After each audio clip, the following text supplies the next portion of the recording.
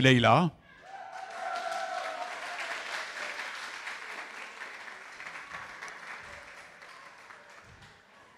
Vous savez, quand je pense à Leïla, je pense à une bouteille bien millésimée qui gagne en valeur chaque année, là. Nos vies doivent être comme ça. C'est ce que Jésus a dit, que quand l'outre était bonne et que le vin était bon, les deux se gardent et ils bonifient. Amen. Alors je crois que vraiment, ce sera encore une année de bonheur et d'accroissement. Amen. Voilà. Bien. On va laisser le temps aux enfants de se retirer.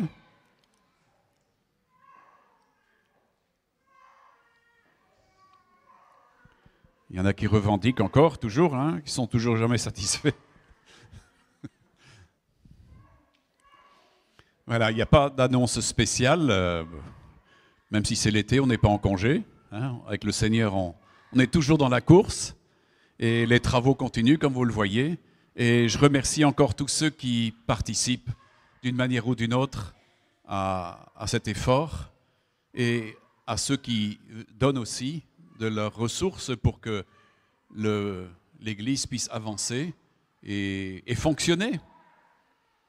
Merci, parce que c'est vrai qu'on vient de pouvoir faire rentrer du mazout pour plusieurs années. Donc la cuve est remplie, 4000 litres. Donc tout ça, c'est grâce aux dons. Ça ne vient pas tout seul, c'est pas une baguette magique qui nous donne le mazout. On voudrait bien, mais on ne l'a pas encore. Mais c'est grâce à vos dons. Et soyez encore remerciés pour la parole de Dieu nous dit d'être riche pour Dieu. Amen. Et Jésus lui-même était aidé par des femmes qui avaient de grands biens. Son ministère était soutenu. Amen. Voilà, c'est vrai qu'aujourd'hui, c'est un jour tout à fait spécial. Et on est heureux pour Christian, Amandine. C'est un beau nom, Amandine. Tu aimes ça, Ah, les amandes. C'est bon à croquer. C'est tellement riche. Et puis Christian, ça vient de Christ aussi. C'est formidable. Et c'est vrai que c'est un jour heureux. C'est un jour dont vous vous souviendrez, je crois. Souvenez-vous, le 15 juillet 2012. C'est important. Je vais vous prendre avec vous un texte tout de suite dans Jean 2, chapitre 2, à partir du verset 1 jusqu'au 12. C'est l'histoire d'une noce aussi. Elle nous dit, 3 jours après, il y eut des noces à Cana en Galilée, la mère de Jésus était là.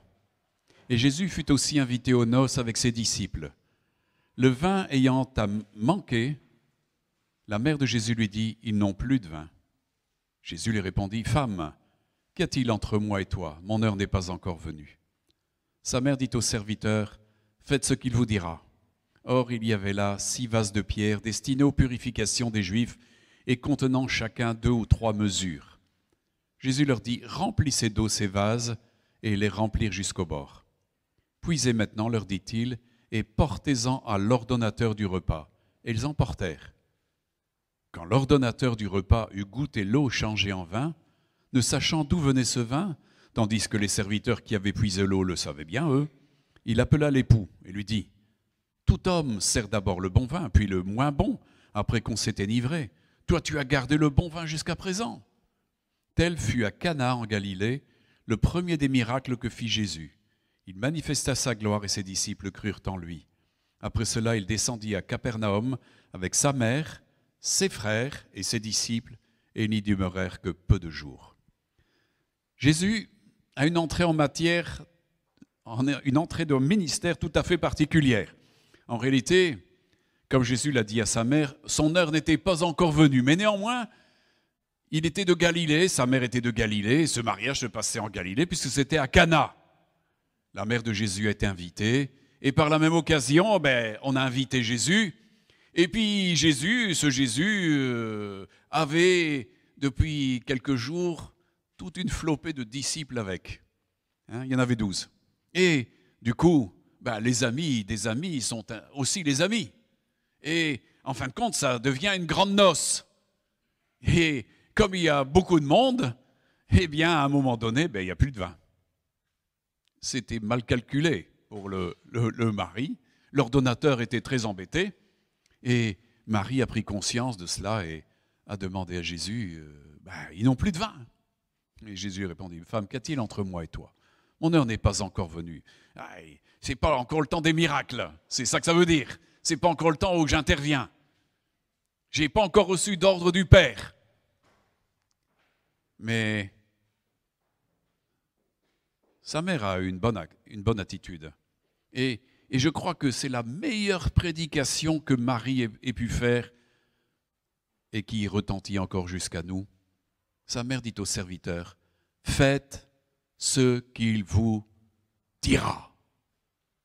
Marie était convaincue que ce qu'elle avait dit n'allait pas tomber dans l'oreille d'un sourd, de quelqu'un qui n'était pas sensible. Il y a une dimension de foi, d'attente dans le cœur de Marie. Aussi, elle n'est pas découragée, elle n'est pas partie en disant « Bon, ne changera pas celui-là ». Non, elle savait qu'il y allait se passer quelque chose, elle le sentait. Et aussi, Jésus a reçu certainement quelque chose du Père parce qu'il est allé vers les serviteurs. Il avait dit, voilà, il y a 6 vases de pierre là. Eh bien, remplissez-les d'eau. Et les remplir jusqu'au bord.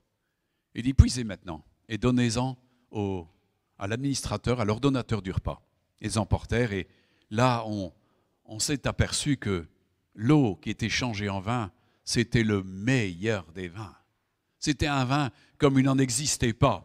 Et je suis convaincu que celui qui en buvait ne risquait pas d'être saoul ni malade. Parce que c'est un vin qui est du miracle. Et ça, c'est autre chose. Voyez-vous, Jésus était là comme un étranger en quelque sorte dans cette noce.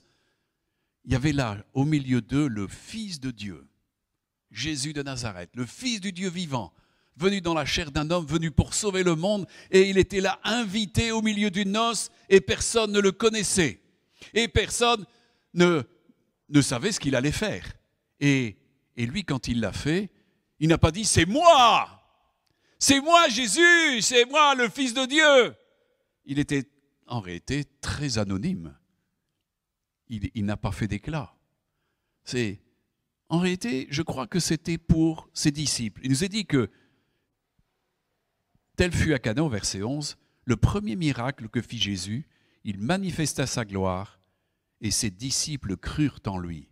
Eh bien oui, mes amis, les disciples jusqu'alors n'avaient pas vu un seul miracle. Ils n'avaient encore rien vu. Jésus était passé, il leur a dit, toi viens, suis-moi, toi viens, suis-moi, toi viens, suis-moi. Et ils avaient tout quitté. Mais qui suivait-il? Ils ne le savaient pas encore très bien. Mais là, il nous est dit qu'il manifesta sa gloire et ses disciples crurent en lui. Là où il y a un besoin, Dieu veut faire quelque chose. Et c'est ça qui est merveilleux, c'est qu'en réalité, Dieu nous permet parfois de voir des choses de sa part, de la puissance, mais tous ne sont pas prêts à le reconnaître. Qui dans les noces a su que Jésus avait fait de l'eau du vin? Qui était sensible à ça? On sait que les disciples, eux, le virent, le connurent. Et il en est de même dans la vie. Dieu nous fait toutes choses, sortes de bonnes choses, mais on ne sait pas que ça vient de lui. On ne sait pas que ça vient de lui. Et pourtant, toutes les facultés de l'être nous sont données par lui, parce qu'il est le créateur. Il est le créateur de toutes choses. Toutes choses ont été faites par lui, avec lui, pour lui. Toute la destinée, c'est en Christ. Toute l'histoire du monde se joue à l'échelle de Jésus. Il est le centre. Il est le seul qui donne un sens à la vie, puisque la vie vient de lui. Mais là, il n'a pas cherché à être reconnu. Mais néanmoins, un besoin était là. Et ça a été donné. C'est un miracle qui n'a pas fait beaucoup de remous. il nous est dit, hein, on voit que tous en ont goûté, mais qui l'a reconnu? Qui a reconnu que Jésus était vraiment le Fils de Dieu, le souverain sacrificateur de notre foi? Eh bien, je crois que on est comme ça. Et tous ne reconnaissent pas ce que Dieu a fait pour eux. Et c'est bien malheureux. J'ai bien aimé dans la réunion de préparation pour le baptême, Amandine m'a raconté brièvement que ses amis avaient essayé de la décourager de croire en Jésus. Et j'ai bien aimé sa réponse. Elle m'a dit, moi je leur ai dit, je ne peux pas oublier ce que j'ai vécu, ce que j'ai expérimenté. Et c'est vrai que Christian comme Amandine, depuis qu'ils sont au milieu de nous, ont expérimenté différentes choses de la bonté de Dieu, de l'amour de Dieu, de la liberté qu'il donne, de l'amour qu'il donne. Dieu est un Dieu d'intervention. Mes amis, s'il n'y avait eu que des hommes religieux aux noces de Cana, il n'y aurait pas eu de vin. Mais parce qu'il y avait un Dieu qui pratiquait le miracle, parce qu'il était du domaine surnaturel, il faisait des choses surnaturelles. Et des miracles se font. C'est ce que pouvait témoigner Amandine. Et je crois que tous les deux, vous avez des expériences maintenant avec Dieu. Et ça ne s'oublie pas. Mes amis, moi j'ai été jusque 30 ans dans une religion qui, en fin de compte, on ne voyait jamais rien de la main de Dieu. Mais à partir du moment où je suis venu dans l'Évangile, j'ai vu la main de Dieu constamment et couramment. Dans toutes sortes de choses. Dieu fait de bonnes choses pour ceux qui s'approchent de lui. Amen. Amen. Philippe, lève-toi. Voilà. Vous voyez cet homme-là, il y a quelques semaines, c'était un homme complètement effondré. C'était un homme qui buvait 2 casiers de bière par jour. Dieu, Jésus, l'a libéré entièrement. Mais il a fait plus que ça. Ça fait 7 ans que Philippe est diabétique. Puis il s'est rendu compte qu'il avait des gros problèmes avec son insuline, parce que, comme tu dis, il était en hypo. Et le médecin a dit, mais écoute, tu n'as plus rien. Il faut que tu arrêtes de te piquer. Mes amis, Dieu fait du surnaturel. Mes amis, le médecin lui dit, mais c'est pas normal parce que le pancréas, ça ne se régénère pas. Mais Dieu fait tout ce qu'il veut. Lui, il travaille le surnaturel. Il est le maître de notre pancréas. Il est capable de donner la vie là où il y a mort. Qu'est-ce que dit la parole? Jésus-Christ qui donne la vie, Dieu qui donne la vie aux morts, qui les ressuscite. Amen. Mes amis, c'est le plus grand des défis surnaturels, ça, quand quelqu'un ressuscite. Hein? Quand on ressuscite un organe, c'est un miracle. Et Dieu a fait des miracles. Il en a fait dans la vie de Philippe, il en a fait dans la vie de beaucoup ici parmi vous. Mes amis, c'est là toute la différence entre l'univers du royaume de Dieu qui est spirituel et l'univers religieux où on ne voit jamais rien. Quand on vit avec Dieu, on doit s'attendre à vivre des choses avec Dieu. Moi, quand j'étais jeune, j'étais très triste de voir que j'étais dans une religion et je pleurais pour rencontrer le Dieu vivant, mais je ne le rencontrais jamais. Pourquoi? Parce qu'on ne m'avait pas donné la parole de Dieu. Parce que c'est en vertu de la parole de Dieu qui fait que Dieu vient et se manifeste. C'est ce que Jésus a dit. Si quelqu'un garde ma parole, je l'aimerai et je me manifesterai à lui. Celui qui n'aime pas la parole n'est pas de Dieu, mais celui qui est de Dieu écoute la parole qui vient de Dieu. Et automatiquement, Dieu se manifeste à lui. Jésus continue encore, il dit, si quelqu'un m'aime, garde ma parole, mon Père l'aimera. Nous viendrons et nous ferons notre demeure chez lui. Waouh! Faites pas waouh! Moi je fais waouh! Formidable! Dieu vient demeurer chez moi. C'est le meilleur des invités que vous puissiez avoir. La noce a invité Jésus, mais il ne savait pas qui il était. Et il est reparti anonymement, mais il a quand même laissé son petit cadeau. Il a donné du vin. Il a donné du vin. Il a transformé l'eau en vin. Alléluia. Et ça, c'est merveilleux. Mes amis, moi je crois que, je veux dire, heureux ceux qui savent reconnaître ce que le Seigneur a fait dans leur vie. Ceux qui savent le reconnaître et lui être reconnaissant. Et à cause de cette reconnaissance, décider de marcher toute leur vie avec lui. La reconnaissance, mes amis, c'est quelque chose qui doit être avec nous tous les jours de notre vie. Et savoir reconnaître Dieu dans toutes les choses qu'il fait pour nous. Et lui rendre grâce. Mes amis, le monde est en train d'entrer dans des gros problèmes énormes, économiques, de chômage, de déstabilisation monétaire et tout ce qui s'ensuit. Mais qui se soucie de Dieu pour lui dire « Oh Dieu, je te remercie pour tout ce que tu m'as accordé ». Il n'y a aucune gratitude. Il n'y a aucune gratitude. Aussi, la bénédiction s'en va des pays, s'en va des administrations, s'en va des organismes, s'en va des sociétés. Parce que les gens ne savent même pas voir ce que Dieu leur a donné. C'est de l'ingratitude. C'est de l'ingratitude. Alors ce que je souhaite pour vous deux, c'est que votre cœur soit toujours rempli de gratitude et de savoir l'exprimer. Parce que quand on sait l'exprimer, Dieu redonne encore plus. Dieu donne en abondance.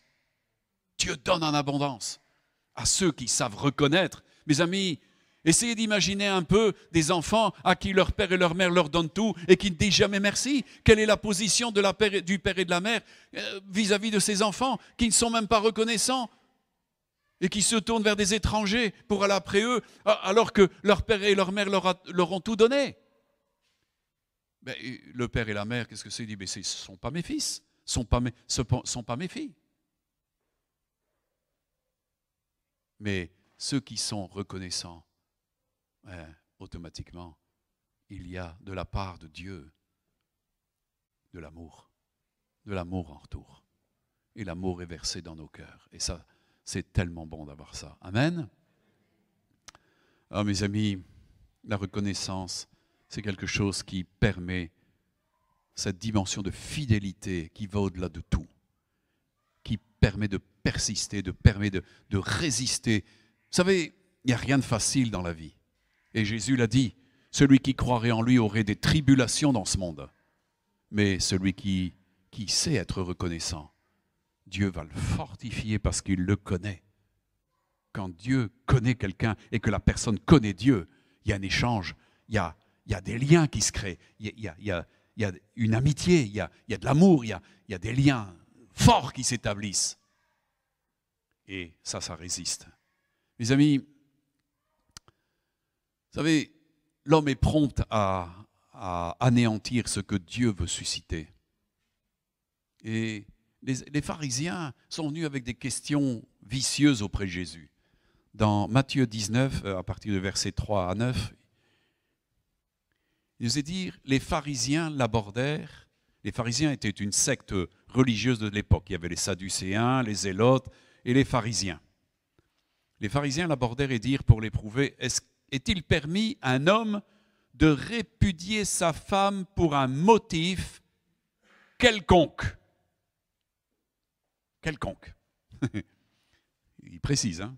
Il répondit, n'avez-vous pas lu que le Créateur au commencement fit l'homme et la femme? Et il dit, c'est pourquoi l'homme quittera son père et sa mère et s'attachera à sa femme, et les deux deviendront une seule chair.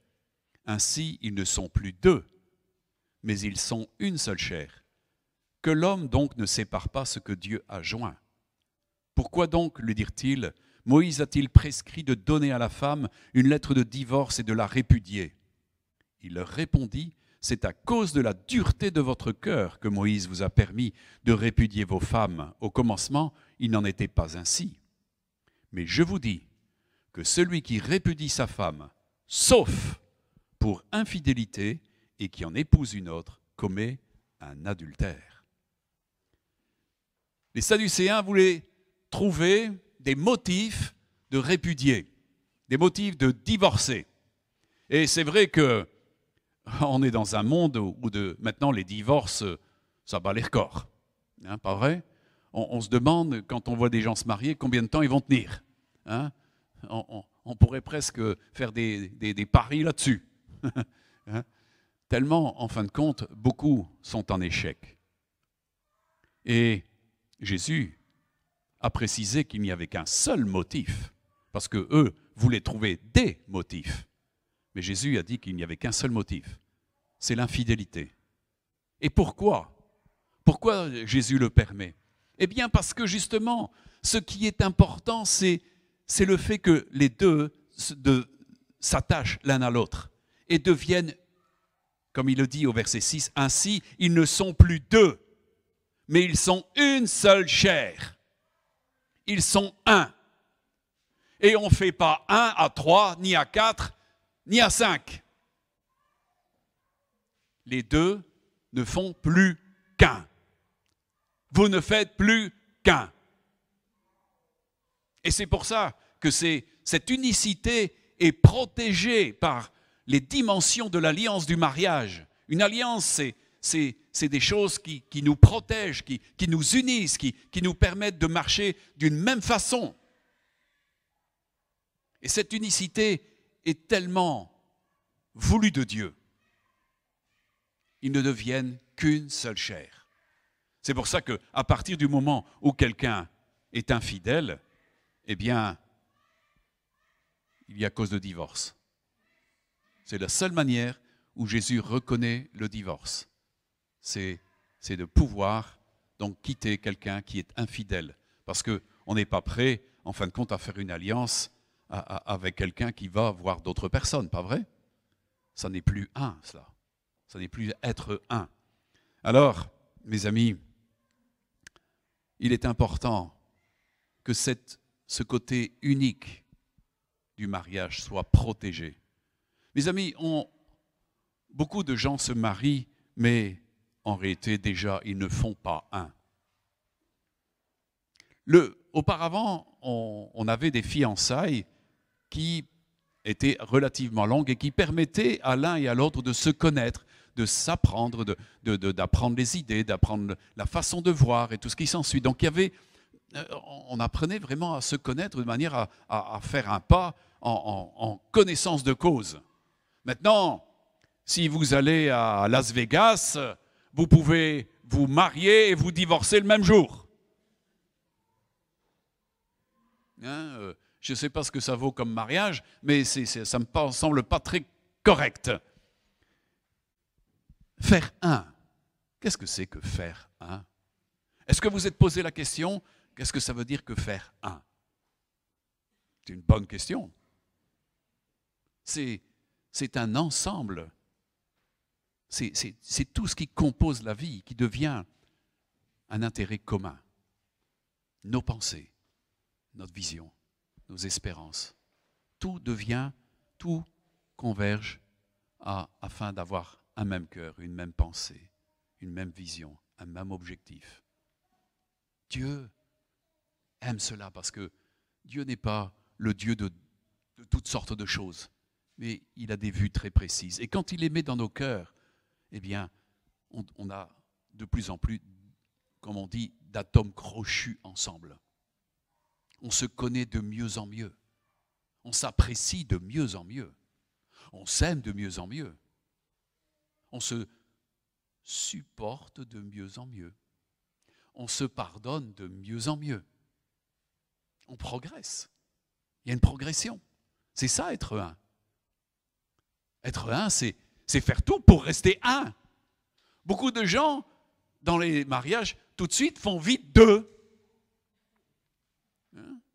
Mes amis, je ne vais pas vous donner les recettes pour échouer, hein, parce que si vous voulez une recette pour échouer, regardez autour de vous dans le monde et vous avez tout ce qu'il faut pour savoir comment rater. Ça, vous pouvez prendre un calepin et noter, vous allez avoir une liste énorme de tout ce qu'il faut faire. Enfin, de tout ce qu'il ne faut pas faire, mais de tout ce qu'il faut faire pour louper votre mariage. Mes amis, quand on se marie, est-ce qu'on a à cœur de réussir quelque chose?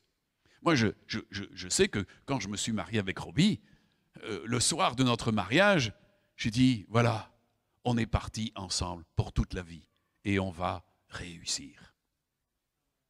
Moi, je veux réussir. Est-ce que tu veux réussir? Il m'a dit oui. C'est pour ça qu'elle est encore là. Les amis, c'est vrai qu'il y a les tempêtes, il y a toutes sortes de choses qui viennent. Vous allez être ciblés directement par l'ennemi, parce que l'ennemi a horreur du mariage.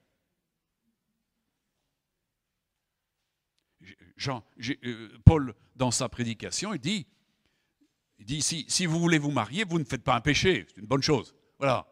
Mais il dit, vous aurez des tribulations dans ce monde. Oh, ce n'est pas un mot que je voudrais entendre. Je voudrais tellement que ça soit comme Alice au pays... Non, pas Alice au pays des merveilles, mais le Club Med, le bonheur, si je veux. Hein? Non. Ce n'est pas un conte de fées. Le mariage, ce n'est pas un conte de fées. Il n'y a pas de conte de fées. Il y a un combat. Et comme je le disais, pendant la formation de baptême, le mariage, c'est comme deux personnes qui veulent avoir un jardin et en manger les fruits. C'est une entreprise de jardinage. Il nous faut défricher le terrain, il nous faut préparer le terrain, il faut engraisser le terrain, il faut vraiment tout faire et il faut planter, il faut travailler, mais à deux. Si on ne travaille pas à deux à ce jardin, on n'en mange jamais les fruits. Il faut y travailler à deux. Et dans un jardin, il faut passer, vous pouvez le demander à tous ceux, tu ne jardines pas toi, Christian? Non, mais il faut le faire. Ça va apprendre beaucoup de choses. Tu vas voir que les mauvaises herbes, ça pousse plus abondamment que les bonnes graines. Et ça pousse beaucoup plus vite.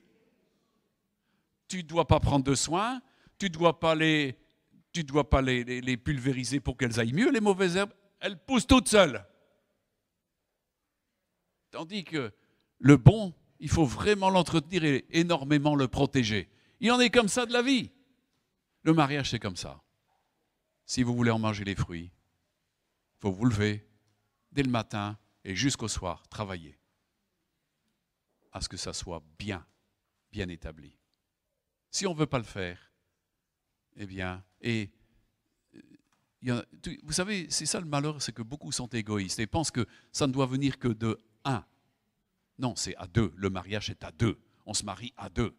Et il faut y travailler sérieusement à deux. À deux. Pas attendre de l'autre. Et puis réclamer, faire le capricieux ou la capricieuse, parce qu'il y a des capricieux et des capricieuses. Hein. Il y a des égoïstes. Et alors, on dit toujours que ce sont toujours les meilleurs qui pâtissent. Et oui, il y en a qui supportent des choses que les autres ne veulent pas faire. Mais nous devons tout supporter ensemble. Un fardeau qu'on porte ensemble est beaucoup moins lourd. C'est sûr, un travail qu'on fait ensemble, il n'y a rien à faire. Deux valent mieux qu'un, dit la parole de Dieu. Avec deux personnes, on peut faire énormément. Dans la parole de Dieu, dans l'Ancien Testament, il se dit que un en faisait fuir 1000, 2, 10 000. C'est fort. Il n'y a rien à faire. Aussitôt qu'on est à deux, ça fait quelque chose de très important. D'ailleurs, Jésus a dit, par rapport à son Église, il a dit, là où 2 ou 3 sont assemblés, je suis au milieu d'eux. Si 2 ou 3 s'accordent, j'accomplirai. Donc, vous êtes l'Église déjà par vous-même parce que vous êtes 2. Mais tout en étant 2, vous êtes 1. Parce que Jésus a dit, tous seront 1 en nous, dans le Père. Comme moi, le Père, je suis dans le Père, comme le Père est dans le Fils, tous seront 1. Il y a un processus qui est un processus divin, et ça, c'est important. Amen. Je vais vous donner encore une leçon de jardinage, c'est important. Et de construction aussi. Dans l'évangile de Luc, chapitre 6, à partir du verset 43 à 49. Il dit, ce n'est pas un bon arbre qui porte du mauvais fruit, ni un mauvais arbre qui porte du bon fruit. Car chaque arbre se connaît à son fruit. On ne cueille pas des figues sur des épines, et l'on ne vendange pas des raisins sur des ronces. L'homme bon tire de bonnes choses du bon trésor de son cœur, et le méchant tire de mauvaises choses de son mauvais trésor. Car c'est de l'abondance du cœur que la bouche parle. Pourquoi m'appelez-vous Seigneur, Seigneur, et ne faites-vous pas ce que je dis? Je vous montrerai à qui est semblable tout homme qui vient à moi, entend mes paroles et les met en pratique. Il est semblable à un homme qui, bâtissant une maison, a creusé profondément, et a posé le fondement sur le roc. Une inondation est venue et le torrent s'est jeté contre cette maison, sans pouvoir l'ébranler parce qu'elle était bien bâtie. Mais celui qui entend et ne met pas en pratique est semblable à un homme qui a bâti une maison sur la terre, sans fondement. Le torrent s'est jeté contre elle, aussitôt elle est tombée, et la ruine de cette maison a été grande. Voilà, c'est une leçon de jardinage et une leçon de construction que Jésus nous donne. Mes amis, il situe là la dimension de l'homme bon. L'homme bon tire de bonnes choses du bon trésor de son cœur, et le méchant tire de mauvaises choses de son mauvais trésor. Car, dit-il, c'est de l'abondance du cœur que la bouche parle. Tôt ou tard, quelqu'un se fait toujours connaître par la manière dont il parle. Il n'y a rien à faire. On peut cacher des choses un certain temps, mais vous passez du temps avec une personne, vous pouvez mesurer ce qu'est la personne par ce qui va sortir de sa bouche. Des bonnes choses ou des mauvaises choses. L'homme bon tire de son bon trésor des bonnes choses. Et c'est là où, en fin de compte, on veut avoir ce cœur nouveau que Dieu nous a promis. Dieu a annoncé que, par Ézéchiel déjà, qu'il retirait le cœur de pierre de nos poitrines pour mettre un cœur de chair, un cœur bon, un esprit nouveau, un cœur nouveau. Parce que l'homme est méchant. L'homme est méchant. Et l'important, c'est de devenir une nouvelle personne, une nouvelle personnalité. Et je crois que le processus a commencé dans votre vie. Je crois le reconnaître. L'important, c'est que le processus, lui, continue. Ça, c'est important. Il faut que Dieu grandisse en vous, que le cœur de Dieu grandisse en vous, que l'Esprit de Dieu grandisse en vous. Automatiquement, bien ce qui va sortir de vous, ça sera des bonnes choses. Jésus a dit que celui qui a soif, qu'il vienne à moi et qu'il boive, et des fleuves d'eau vive jailliront de son sein. Et automatiquement, c'est pour aller vers l'autre. Si vous êtes abreuvé, vous pouvez abreuver les autres. Si Dieu vous nourrit, vous pouvez nourrir les autres. Mais si vous ne recevez rien de Dieu, vous ne pouvez rien donner aux autres. Et c'est là où l'homme bon sait que le bon trésor, c'est auprès de Dieu qu'il le cherche. Et c'est ce que Jésus dit. Si un homme entend mes paroles et les met en pratique, il est un homme sage. Il est un homme sage parce qu'il peut bâtir sa maison. Et vous êtes en train de bâtir une maison. C'est la maison Senel maintenant. Il te donne son nom. C'est la maison Senel. Vous êtes en train de bâtir la maison.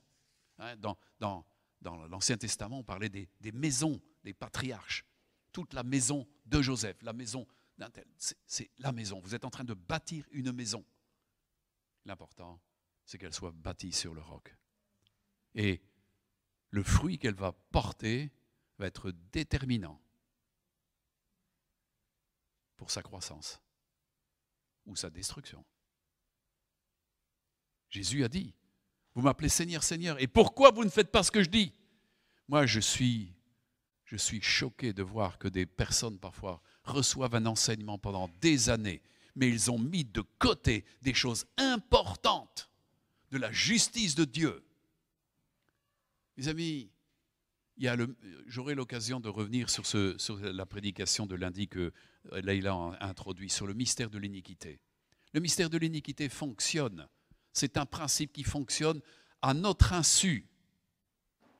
À partir du moment où l'iniquité se trouve dans notre vie, qu'est-ce que c'est que l'iniquité? L'iniquité, c'est un manque de justice flagrant. C'est de ne pas faire ce qui est juste.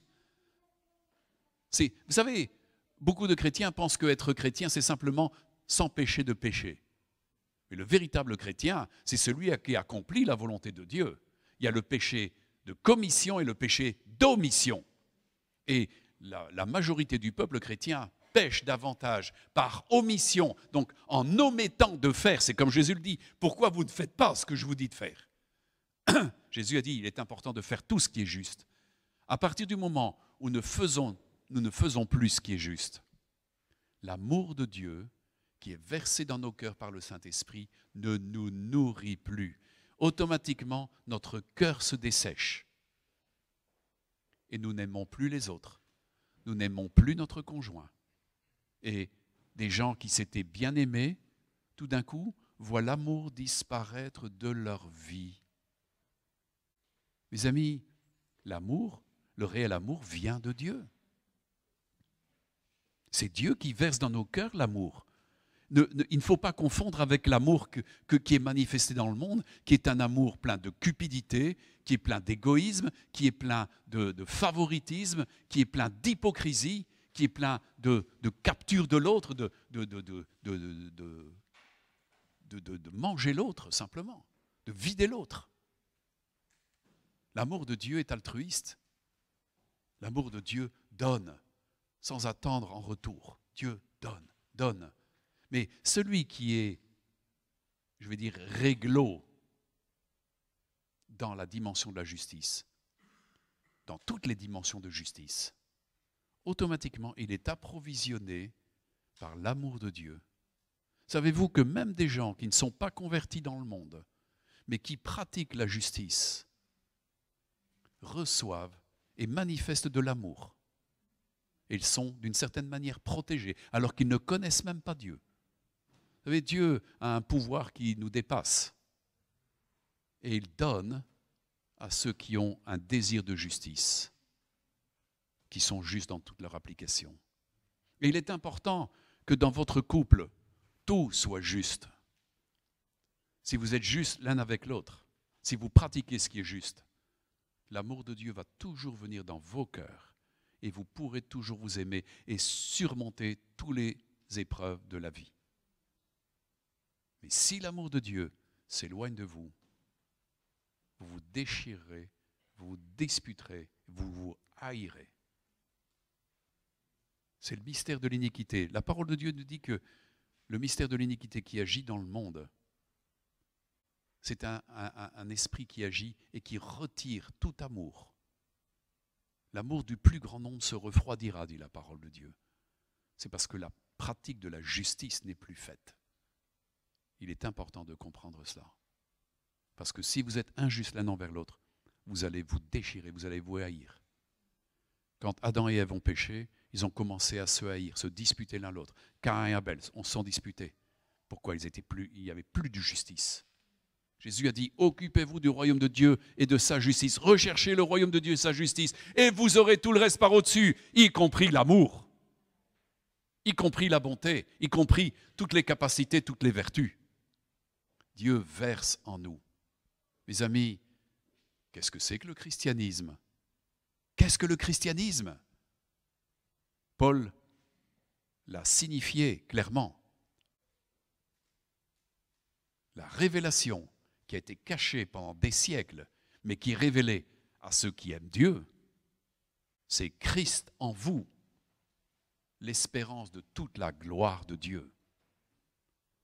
Christ en nous par son esprit, l'esprit manifestant le caractère de Dieu, l'identité de Dieu, les principes de Dieu, les sentiments de Dieu. Dieu en nous. Mes amis, au bout, c'est ce qui est dit en finalité pour l'éternité. Dieu sera tout et en tous.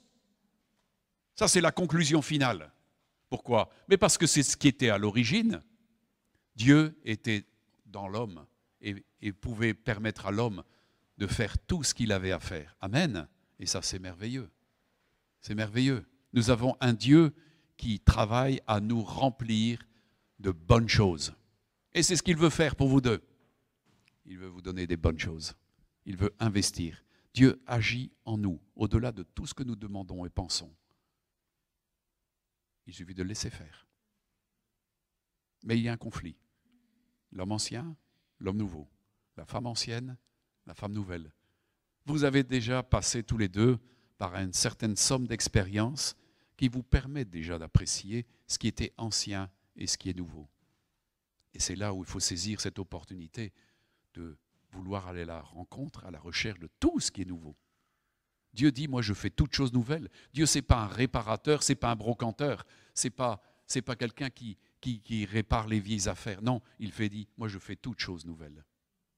Ça, c'est le désir de Dieu. Vous avez commencé à apprécier des choses nouvelles. Et il est important d'apprécier ces choses nouvelles.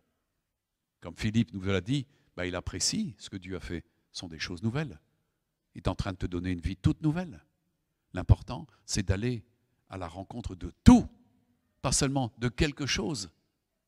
Vous savez, beaucoup voudraient pratiquer un christianisme à la carte. Quand vous allez au restaurant, on vous présente une carte et puis vous faites un choix dedans. Mais avec le royaume de Dieu, ce n'est pas du tout comme ça. Dieu dit, moi j'ai tout préparé pour toi. Et il est important que tu prennes tout. Quand il vous donne un gâteau, ce n'est pas simplement pour piquer la cerise qui est au-dessus. Non, c'est pour manger tout le gâteau. Il est important de prendre tout de Dieu. Alors là, ça change complètement tout.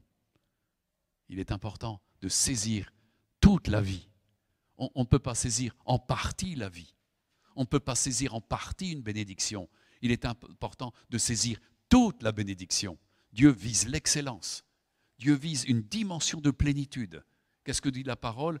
Paul dit d'être rempli jusqu'à toute la plénitude de Dieu. Comment Dieu veut-il s'investir en nous dans une plénitude, être rempli complètement de Dieu? Mais oui, par son esprit. Jésus, en tant que fils de l'homme, était rempli de son Père, par l'Esprit de Dieu. Et il nous donne aussi cette capacité de pouvoir être rempli de lui. Et ça change tout dans le mariage. Si ma femme est remplie de toute la plénitude de Dieu, je m'attends à des bonnes choses de sa part. Et si mon mari est rempli de toute la plénitude de Dieu, ça ne peut être que merveilleux. Pas vrai? Les amis, toutes les journées deviennent une explosion de joie, une rencontre heureuse de toutes sortes de choses, une découverte. Amen. Ça n'est pas surdimensionné, ce que je vous dis, vous savez. Ce n'est pas de l'illusion, ce n'est pas du mysticisme. Ce sont bien là les réalités dont nous parle l'Évangile, mais que le monde religieux a mis sur le côté parce qu'il n'a pas voulu l'atteindre, parce que ça ne s'atteint qu'au niveau de la grâce et au niveau de l'esprit.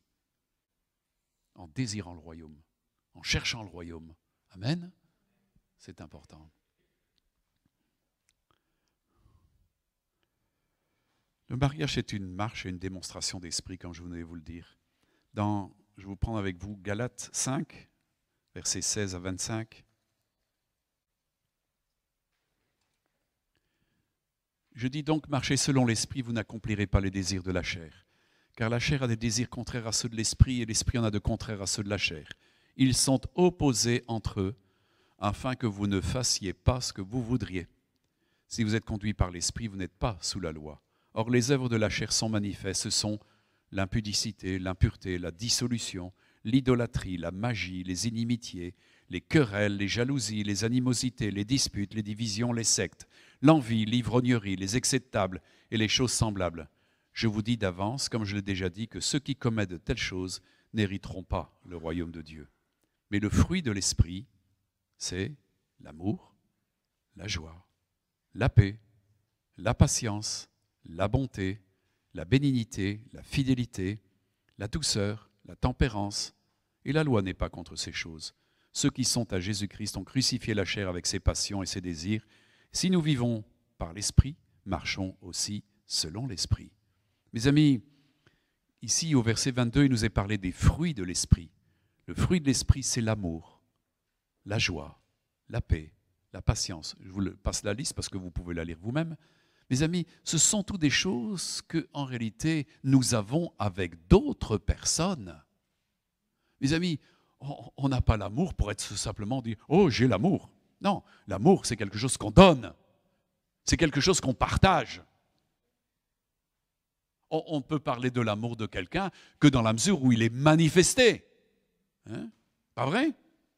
Quand Christian t'aime, il te dit quelque chose de bien, tu sais qu'il t'aime. Parce qu'il le manifeste. L'amour, ça se manifeste. c'est un fruit. C'est un fruit. La joie que l'on partage avec quelqu'un, c'est un fruit. La paix que l'on donne à d'autres. Mes amis, la parole de Dieu nous dit que nous sommes des enfants de paix. Pourquoi? Parce que nous avons le prince de paix en nous. Le prince de la paix, le prince de la vie. Il est dit que à celui qui procure la paix, on l'appellera fils de Dieu. Et nos maisons doivent être des maisons de paix. Il y a des maisons, on rentre dedans, il n'y a que des clameurs, que des cris, des hurlements. Ça, c'est les œuvres de la chair. Mais chez les chrétiens, chez les vrais enfants de Dieu, les gens se sentent à l'aise, se sentent bien. Il y a des maisons, on est à peine d'une minute là, qu'on a envie d'étaler de là, hein, on a envie vite de partir. Mais quand c'est une maison de Dieu, c'est une maison de paix. Waouh! Parce qu'on recherche la paix, on procure la paix, on désire la paix. C'est quelque chose qu'on veut maintenir. On travaille dur pour que cette paix soit maintenue.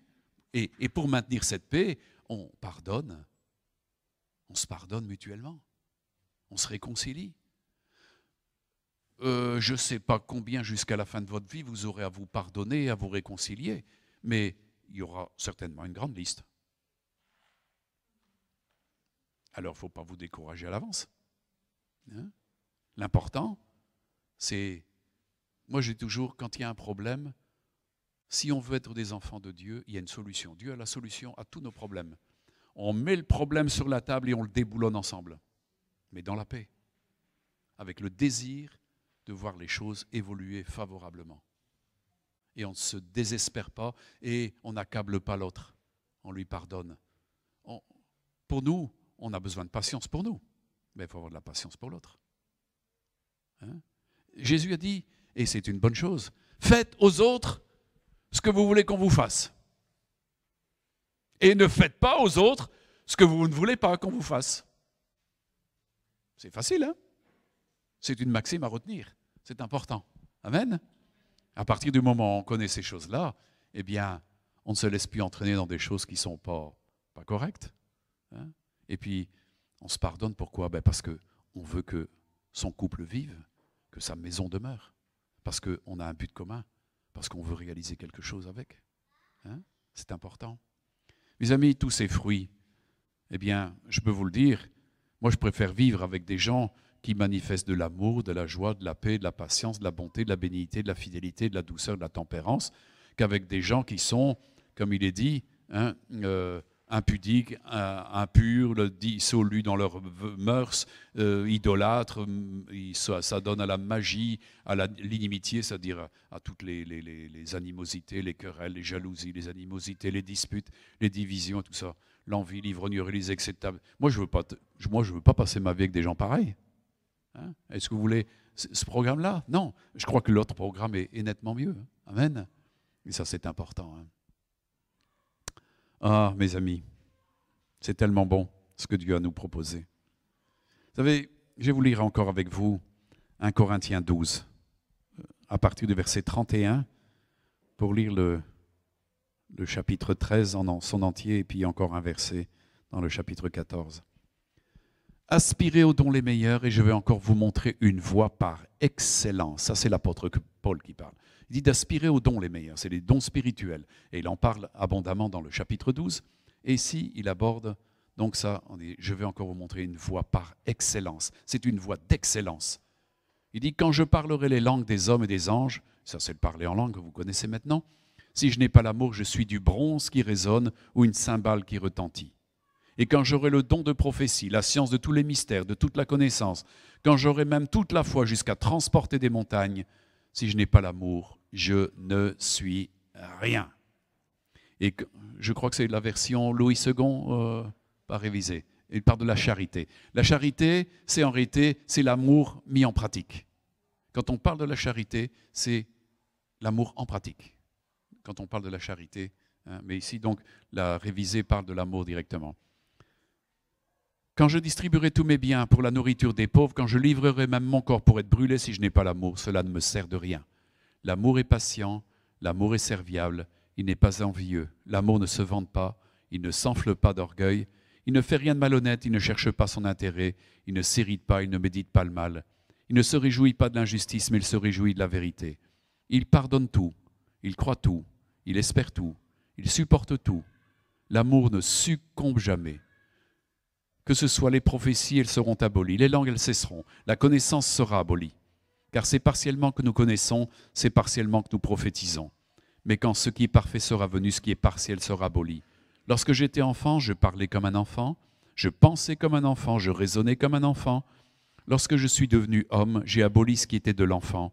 Aujourd'hui, nous voyons au moyen d'un miroir, d'une manière confuse, mais alors nous verrons face à face. Aujourd'hui, je connais partiellement, mais alors je connaîtrai comme j'ai été connu. Maintenant donc, ces trois choses demeurent, la foi, l'espérance, l'amour. Mais la plus grande, c'est l'amour. Recherchez l'amour, aspirez au don spirituel, mais surtout à celui de prophétie. Recherchez l'amour. L'amour, vous voyez, il y a une longue liste de choses qui sont accolées à ça. Et celui qui est de Dieu possède l'amour. C'est ce qui est dit. Jean, dans son épître, dit « Bien-aimés, aimons-nous les uns les autres, car l'amour est de Dieu. Et quiconque aime est né de Dieu et connaît Dieu. Celui qui n'aime pas n'a pas connu Dieu, car Dieu est amour. » Son fondement, c'est l'amour. Tout ce qu'il fait, le fait par amour. Tout ce qu'il a fait pour l'homme, c'est l'amour qu'il a dicté. Et ça, c'est merveilleux. Nous devons ressembler à notre Père céleste. Et nous devons veiller et rechercher l'amour, travailler pour l'amour. Nous devons tout faire pour cela et ne pas le laisser baisser. Si vous voyez votre capital amour descendre là, un petit peu comme les économies dans le portefeuille là, où là, il est temps de travailler pour renouer les liens. Il ne faut pas le laisser disparaître, il ne faut pas laisser éteindre l'amour. Il faut le raviver. Il faut tout faire pour le raviver. Amen. Et je dis ça pour tous les autres aussi. Il ne faut pas de baisse de régime. Il faut... Un moteur, ça doit tourner. Un jardin, ça doit fonctionner. Et il faut y travailler ensemble. Amen. J'espère beaucoup de choses pour vous.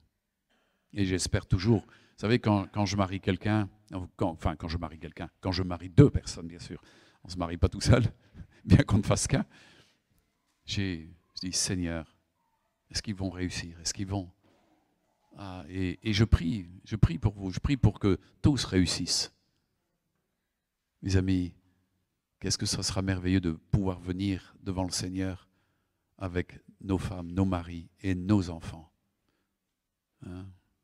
C'est quelque chose, mais il faut y travailler. Ça demande du travail. Tous ceux qui pensent que ça va se faire automatiquement et qui laissent leur jardin en jachère. Vous savez, abandonnez votre jardin. Vous avez déjà vu ce qui se passe? Si vous délaissez votre jardin, vous n'allez plus le reconnaître. Mais je peux vous dire une chose, c'est que vous ne verrez plus jamais rien de bon dedans. C'est la même chose avec le jardin que l'on fait quand on est en couple pour faire une maison spirituelle. Amen. Amen, amen. Bien. Je vais arrêter là parce que je vois que le temps passe. J'ai encore bien des choses à vous dire, mais j'aurai encore vraisemblablement le temps de le faire en d'autres circonstances. Alors maintenant, on va demander la bénédiction du Seigneur. C'est important. Alors, venez devant. Alors, Christian, est-ce que tu t'engages à prendre Amandine pour épouse? De l'aimer de tout ton cœur, d'aimer toute ta force, même dans les mauvais moments, comme je l'ai dit, parce qu'il y aura des temps difficiles. Il y a des moments où tu n'accepteras pas ses pensées, mais toi aussi tu auras la même chose.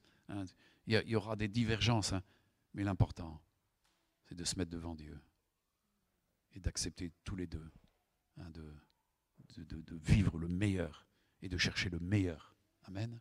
Est-ce que tu es d'accord de prendre Amandine pour femme? Oui. L'aimer jusqu'au bout. Même quand elle sera insupportable. Amandine, tu es prêt à aimer Christian de toute ta force aussi? Oui. De lui communiquer quand il sera découragé là. Tu vas venir le soutenir parce que il faudra le soutenir. Il va en ramasser plein la patate, tu vas voir. Mais il faut le soutenir, hein. Il faut l'aimer. Il faut vous aimer tous les deux. Tu es d'accord à ça? Bien. Ok, on va prier. Qu'est-ce qui veut tenir le micro?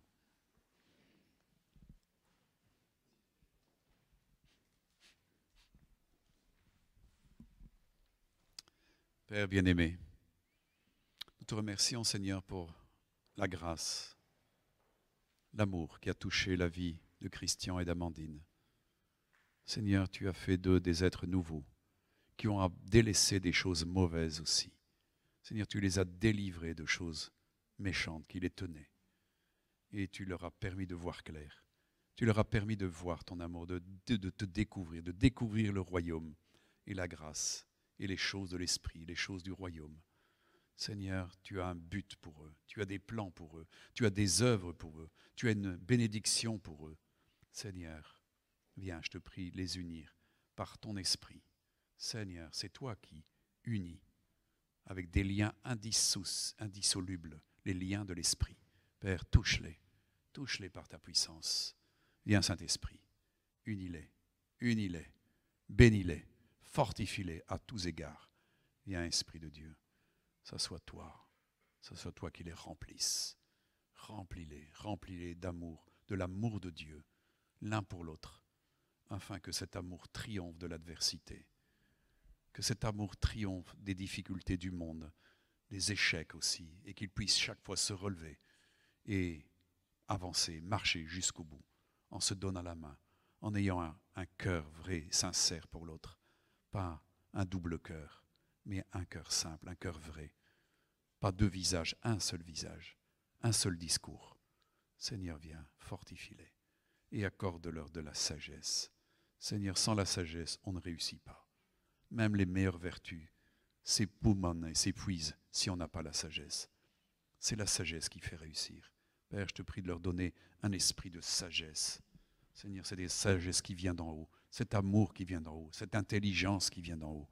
Père, afin qu'ils soient équipés contre les adversités, qu'ils puissent triompher à la gloire de ton nom et emmagasiner dans leur vie plein d'expériences fertiles, fécondes, des choses merveilleuses, Seigneur, qu'ils pourront dire à d'autres et témoigner à d'autres. Merci, Père. Viens, oins-les. Viens, Saint-Esprit, touche-les. Ton onction, cette onction de mariage, cette onction d'unité, cette onction d'alliance qui vient de Dieu, une alliance de Dieu, une alliance du Seigneur. Oui, Père, plus sur eux, plus, oh Dieu. Merci, Père, merci, Seigneur. Rends-les forts, rends-les résistants. Seigneur, sois béni pour tout. Amen. Et amusez-vous bien ensemble. Merci. Amen. La vie, c'est beaucoup de joie. Voilà.